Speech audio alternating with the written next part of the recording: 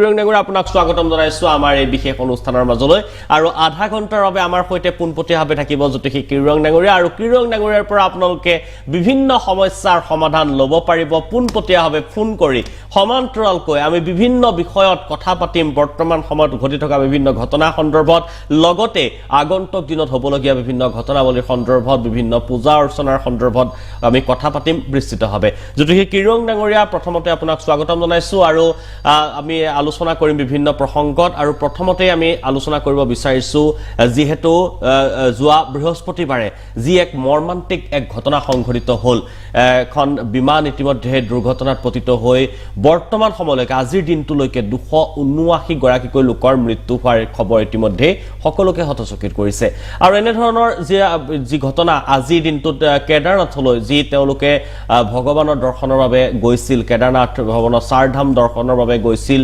হেলিকপ্টাৰেৰে আৰু হেলিকপ্টাৰ দুৰ্ঘটনাগ্ৰস্ত হৈ 7জন লোকৰ মৃত্যুৰ খবৰ এনে ধৰণৰ ঘটনাৱলী যি ঘটনা সংঘটিত হৈ আহিছে এই ঘটনাৱলীৰ সন্দৰ্ভত আপোনাৰ জ্যোতিষশাস্ত্ৰৰ মতে কি কয় হয় প্ৰথমতে মই ৰিসেন্টলি যি প্লেন ক্ৰেশ হৈ গ'ল সেইবাবে মই অতি মৰ্মাহিত হৈছোঁ অতি দুখৰ খবৰ গতিকে মই এই প্লেন ক্ৰেছত মৃত্যু হোৱা সকলোৰ বাবে ঈশ্বৰৰ ওচৰত তেওঁলোকৰ আত্মাৰ যাতে সৎগতি হয় প্ৰাৰ্থনা জনাইছোঁ আৰু ইয়াৰ লগে লগে মই ক'ব খুজিছোঁ যে এই বছৰটো হ'ল মংগলৰ বছৰ 2025 2 + 0 2 + 2 4 + 5 9 যদি আপুনি একেলগে মূলাংক কৰে 9 সংখ্যা আহে আৰু 9 সংখ্যাটো হৈছে মংগলৰ সংখ্যা 1 to 9 7টা গ্ৰহৰ এটা নাম্বাৰ আছে গতিকে 9 নাম্বাৰটো হৈছে মংগলৰ নাম্বাৰ আৰু এই বছৰটো মংগলৰ বছৰ গতিকে মংগলৰ বছৰত কিন্তু বিভিন্ন ধৰণৰ দুৰ্ঘটনা বিভিন্ন ধৰণৰ ৰক্তপাত এক্সিডেণ্ট আদি যেনে প্লেন ক্ৰেছো এটা ডাঙৰ এক্সিডেণ্ট তেনেকুৱা ৰোড সাইড এক্সিডেণ্ট ইভেন মংগল ভূমিকাৰক প্লেনেট গতিকে ভূমি সংক্ৰান্ত বিভিন্ন ধৰণৰ কাজিয়া পেচাল যুদ্ধ বিগ্ৰহ আদি সাংঘাতিক ধৰণৰ নেচাৰেল ক্লাইমেটি আদিৰে কিন্তু এই বছৰটো সকলোৱে ভুগিব লাগিব গতিকে সকলোৱে অতি সাৱধানেৰে থকাটো কৰ্তব্য হয় আৰু আমি এটা ফোন কল আহিছে মুহূৰ্ত আমি আলোচনা কৰি যাম এই বিষয় সন্দৰ্ভত হয় কোনে কৈছে ক'ৰ পৰা কৈছে আৰু জ্যোতিষী কিৰণ ডাঙৰীয়াৰ পৰা কি সমস্যাৰ সমাধান বিচাৰিছে মই নলবাৰীৰ পৰা কৈ আছো হয় মই দাদা ছোৱালীজনী বিষয়ে জানিব 2005 চনত জন্ম 2005 চনত জন্ম 18 ফেব্ৰুৱাৰী সময় ৰাতিপুৱা 4:40 পুৱা 4:40 আপুনি কি জানিব বিচাৰিছে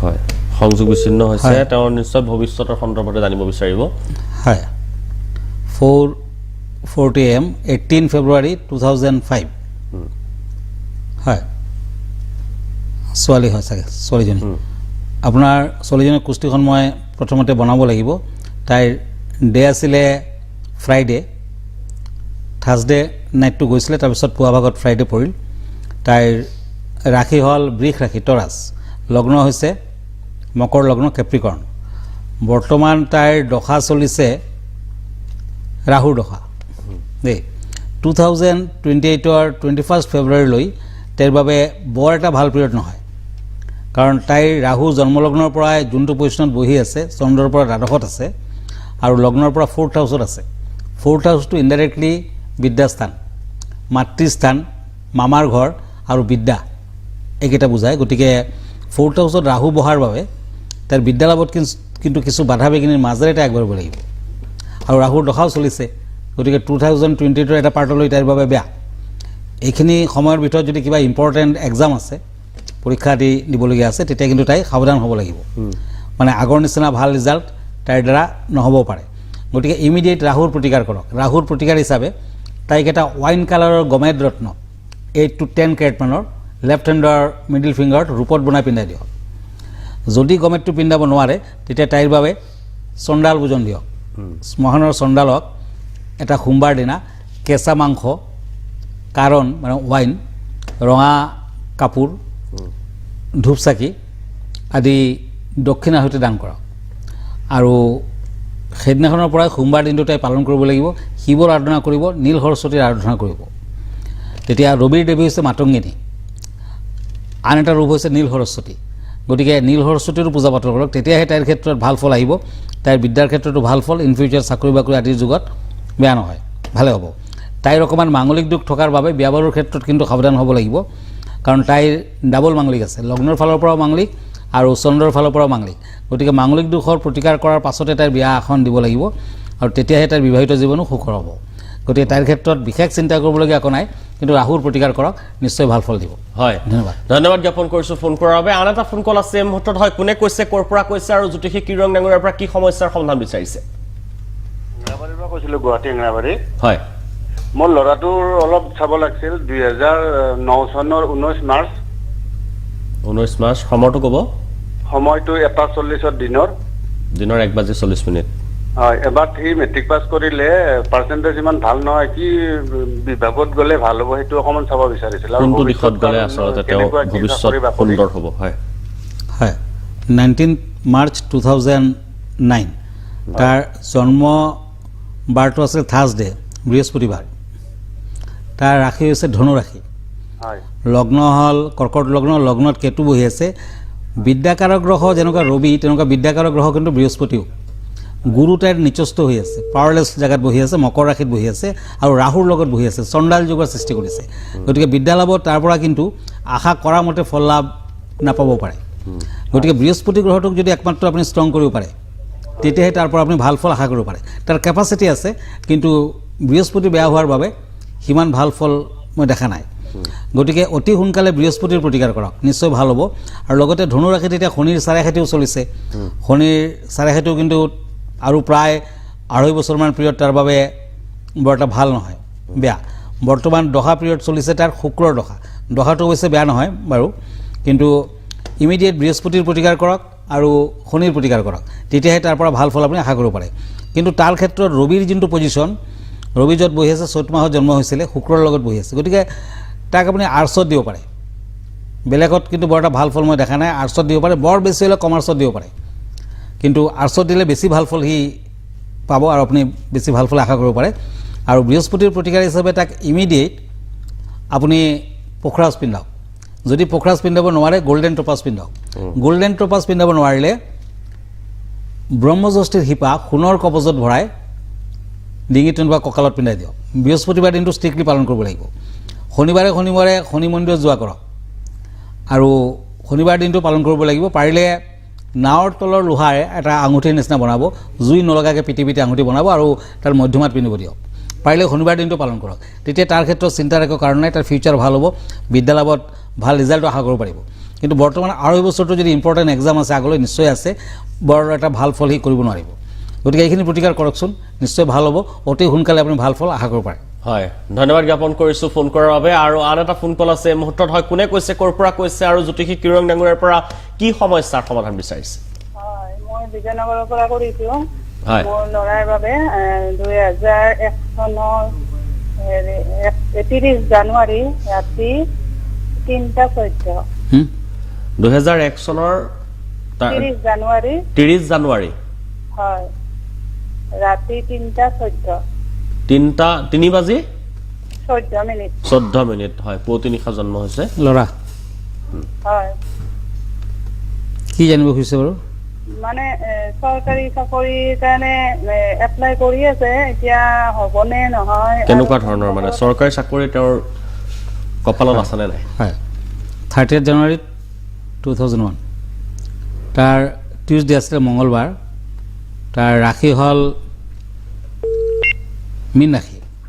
মীন ৰাশিটো মই আগতে কৈছোঁ যে শনি চলিছে, শনিৰ চাৰেখাতি চলিছে, আৰু এইটো বয়সৰ পৰা চাৰেখাতি অলৰেডি লাগি গৈছে। বৰ্তমান দশাটো কেতুৰ দশা, পাপগ্ৰহ। শনি, ৰাহু, ৰবি, কেতু, মংগল পাপগ্ৰহ, আৰু কেতুৰ কিন্তু তাৰ জন্মলগ্নৰ পৰা বৰ এটা ভাল জেগাত নাছিল। 9 আগষ্ট 2027 কেতু বেয়া হৈ থাকিব, কেতু লগ্নতে বহি আছে। গতিকে শনি আৰু কেতুৰ প্ৰতিকাৰ কৰক, তেতিয়াহে তাৰ পৰা ভাল ফল আপুনি আশা কৰিব পাৰে। চাকৰি বাকৰি হ'ব, গভৰ্ণমেণ্ট জবৰো চান্স আছে। অতি সোনকালে শনিৰ প্ৰতিকাৰ কৰক। শনিৰ প্ৰতিকাৰ হিচাপে শনিবাৰ দিনটো পালন কৰিব লাগিব। শনিবাৰে শনি মন্দিৰত যোৱা কৰক। পাৰিলে কৃষ্ণ ভগৱান আৰু দক্ষিণাকালীৰ পূজা পাতল কৰিব দিব। পাৰিলে শনিৰ ৰত্ন এইটো বয়সত নীলমৰ বাৰু দৰকাৰ নাই এটা ডাঙৰ চাই এমিথিছ পিন্ধাওক আৰু কেতুৰ বাবে এটা কেৰচাই পিন্ধাওক কেৰচাইটো লিটিল ফিংগাৰত পিন্ধিব দিব এমিথিছটো ডিঙিত পিন্ধিব দিব শনিবাৰ দিনটো পালন কৰকচোন নিশ্চয় ফল আহিব ফিউচাৰ ভাল হ'ব যদি আপুনি কেৰচাই ৰত্নটো পিন্ধিব নোৱাৰে মাজে সময়ে কামাখ্যাত ধোঁৱাৱতী দেৱীৰ মন্দিৰ দৰ্শন কৰিব দিব তেতিয়াও ফল আহিব ধন্যবাদ হয় ধন্যবাদ জনাইছোঁ ফোন কৰাৰ বাবে আৰু ইতিমধ্যে বিভিন্নজনে ফোন যোগেদি ইতিমধ্যে তেওঁলোকক সমস্যাসমূহ সমাধান দিবলৈ চেষ্টা কৰিছে জ্যোতিষী কিৰং ডাঙৰীয়াই আপুনি ইতিমধ্যে উল্লেখ কৰিছিলে যে যি বৰ্তমান এই বৰ্ষটো যিহেতু মংগলৰ যি ধৰণৰ প্ৰভাৱ আছে বুলি উল্লেখ কৰিছে আৰু তাৰ ফলত ভূমি ধৰণীয় ধৰণৰ সংঘাত হোৱাৰ সম্ভাৱনা আছে আৰু যুদ্ধ বিগ্ৰহো দেখিবলৈ পোৱা গৈছে ভাৰত পাকিস্তানৰ সমান্তৰালকৈ এই শেহতীয়াকৈ বৰ্তমান সময়ত চলি আছে ইজৰাইল আৰু ইৰাণৰ মাজত গতিকে এনেধৰণৰ যুদ্ধ বিগ্ৰহো এই বিশ্বত এই বৰ্ষটোত সংঘটিত হৈ থকাৰ পূৰ্ণ সম্ভাৱনা আছে নেকি নিশ্চয় আছে অকমান দিন আগতো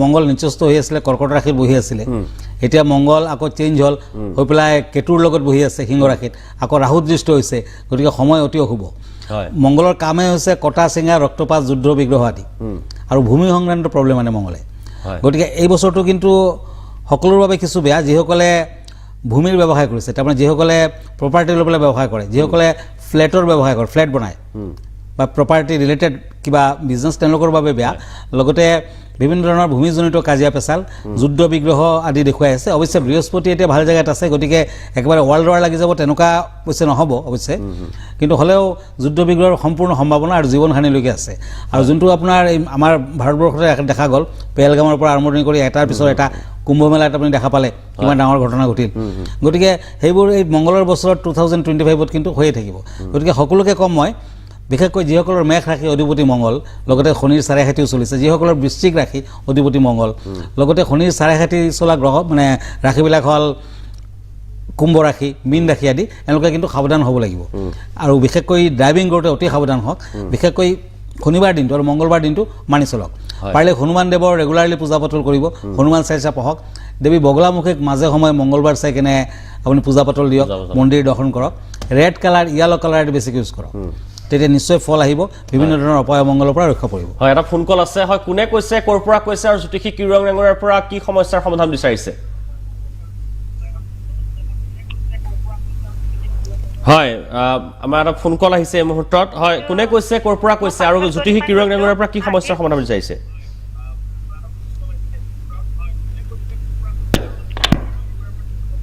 সংযোগ বিচ্ছিন্ন হৈছে আমি আৰু এটা ফোন কল এই মুহূৰ্তত আহিছে হয় কোনে কৈছে আৰু জ্যোতিষী কিৰং ডাঙৰীয়াৰ পৰা কি সমস্যাৰ সমাধান বিচাৰিছে হয় জ্যোতিষী কিৰং ডাঙৰীয়াৰ পৰা কি সমস্যাৰ সমাধান বিচাৰিছে হেল্ল' হয় মই ক'ব গুৱাহাটীৰ পৰা কৈছো হয় ক'ব মোৰ ছোৱালীজনীৰ অলপ চাই দিব লাগিছিল হয় আপোনাৰ জন্মৰ চন তাৰিখ আৰু সময়টো জনাব 2008 চন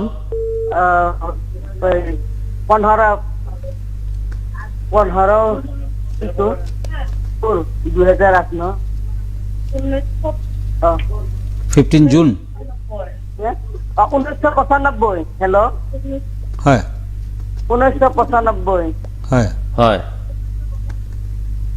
তাৰিখটো কিমান তাৰিখটো কওক তাৰিখটো 15 মাহটো ক'ব 15 এপ্ৰিল মাহ হ'ব এপ্ৰিল মাহ হ'ব তেওঁ বহাগ বুলি কৈছে তেওঁ 15 বহাগ 1995 হয় টাইমটো কিমান আছিলে বাৰু সময়টো কওক 29 এপ্ৰিল 25 এপ্ৰিল হয় সৰি আগলৈ আপুনি কাৰেক্ট ডেট অফ বাৰ্থ দিব 10:30 ৰাতি 10:30 এখেতে এবাৰ 15 কৈ আছে এবাৰ 25 কৈ আছে তাৰমানে ডেট অফ বাৰ্থ খেলি মেলি আছে অসমীয়াটো কৈ আছে তেওঁ আচলতে ইংৰাজী তাৰিখটো লাগিব ইংৰাজী তাৰিখটো কিমান সেইটো স্পষ্টকৈ যদি কয় আপুনি নহয় অসমীয়াত কৈছো তাৰমানে বহাগ মাহ আৰু তাৰিখটো ক'ব 29 এপ্ৰিল 29 এপ্ৰিল 29 এপ্ৰিল 10 বাজি 30 মিনিট হয় ৰাতি নিশা হয় হয় হয়, তাইৰ কুস্তিখন বনাব লাগিব 29 এপ্ৰিল। তাইৰ জন্মৰ বাৰ আছিলে শনিবাৰ, ছেটাৰডে। শনিবাৰ আছিল, হয়। হয়, তাইৰ মেষ ৰাশি, লগ্ন হৈছে ধনু লগ্ন, ৰাশিত ৰবি কেতু বহি আছে, শুক্ৰ তুঙি, শুক্ৰ ভাল, বৃহস্পতি মধ্যম কাৰক, মংগল বেয়া। তাইৰ বাবে এই বছৰটো বেয়া হ'ব, মংগলৰ বছৰ। কোনো ধৰণৰ শুভ কামৰ আৰম্ভণি নকৰাও ভাল আৰু শুভ কাম নহ'ব। গতিকে এই বছৰটোলৈকে বেয়া। বৰ্তমান চন্দ্ৰ বেয়া। 2029 23 জানুৱাৰীলৈকে চন্দ্ৰৰ দশা, মানসিক টেনশ্যন থাকিব, ষ্ট্ৰেছ বেছি থাকিব, কাৰণ তাইৰ চন্দ্ৰ ৰবিৰ লগত বহি আছে, গ্ৰহণ যুগ আছে। গতিকে চন্দ্ৰৰ পাৱাৰ নাই। অতি সোনকালে তাইক এটা মুনষ্টোন পিন্ধাই দিব, কম দামৰ ৰত্ন, ৰিং ফিংগাৰত পিন্ধিব দিব। মুনষ্টোনে কিন্তু তাইৰ মাথাটো ঠাণ্ডা কৰিব আৰু ষ্ট্ৰেছ কমিব, টেনশ্যন কমিব। লগতে মংগলৰ বাবে তাইক এটা ৰেড কইল পিন্ধাওক। 2-3টা কাৰণত। তাইৰ মংগলটো নিচস্থ হৈ আছে আৰু মাংগলিক দুখ আছে, ষ্ট্ৰং মাংগলিক দুখ। ষ্ট্ৰং মাংগলিক দুখ থকাৰ বাবে তাইৰ যদি কুস্তি মিলাই কেনে বিয়া কৰায়, যেনে সেই ল'ৰাজনো মাংগলিক হ'ব লাগিব, লগতে মাংগলিকৰ প্ৰতিকাৰো কৰিব লাগিব। ষ্ট্ৰং মাংগলিকৰ কিন্তু কুস্তি মিলাবও লাগে, প্ৰতিকাৰো কৰিব লাগে, আদাৰৱাইজ কিন্তু বেয়া হ'ব। তাইৰ পৰা যদি মংগলটো কোনোবাৰ যদি অকণমান কম পাৱাৰফুল হয়, তাইৰ যথেষ্ট ভাৰী মংগল বুলি কোৱা হয়, মানে পাৱাৰ বেছি। যেনে অকণমান আগতে সোণম আৰু ৰাজা ৰঘুবংশীৰ ক্ষেত্ৰত যোনটো হৈছিলে, হয়, সেই তেনেকুৱা ধৰণৰ মাংগলিক দোষৰ সৃষ্টি হৈছে। গতিকে অতি সাৱধান হ'ব লাগিব আৰু মংগলৰ বাবে এটা ৰেড কৰিলেও পিন্ধাই দিয়ক, তেতিয়া তাইৰ বাধা বিঘিনিবোৰ কাটিব। বিয়া বাৰুৰ পাছতো তাইৰ পৰা ভাল ৰিজাল্টে আপুনি পাব, বেয়া নহ'ব। ধন্যবাদ জনাইছোঁ। আমি আৰু আলোচনা কৰি যাম আৰু বিভিন্ন বিষয়ৰ ওপৰত কথা পাতি যাম আৰু বিভিন্ন ফোন কল ল'বলৈ আমি চেষ্টা কৰিম, কিন্তু এইখিনিতে লৈছোঁ খন্তেক বাণিজ্যিক বিৰতি।